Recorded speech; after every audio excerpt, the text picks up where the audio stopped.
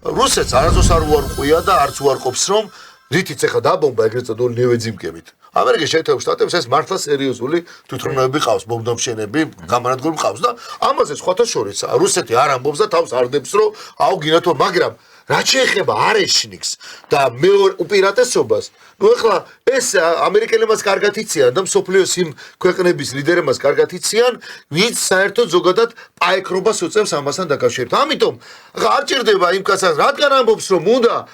წარმოება, იწყებს წარმოების გაუმჯობესება, ესე იგი, უფრო მეტი უნდა აწარმოოს და რუსეთს რო ეს შეუძლია თუნდაც ამ ომის პირობებში, რაც 3 წელი მას აქვს და 96% სამხედრო ინდუსტრიაში წინ მიდის, აი ეს ლიბერალების სისულელე რომ მთელი 3 წელი რომ მაცივებიდან იღებენ რაღაცებს და თქვენ სულელებო, თქვენ ამაზე ახლა საუბარი რომ პირიქით ამას ამერიკას აღიარებს და ტრამპი ამბობდა რომ ვებრძოდითო კაცო, რომ განადგურებულიყო, ბაიდენის ისო. და ამ დროს 96%-ით წინ წავიდაო და ნუ ეს არის ჩვენ ეს უნდა გავიგოთ და მე თენგოს, ირაკლის და ცოტნეს პოლიტიკური ქულებით კი არ ვლაპარაკობთ ეხლა და საფრთხე არის რეალური და კიდევ ერთხელ გავიმეორებ ჩვენი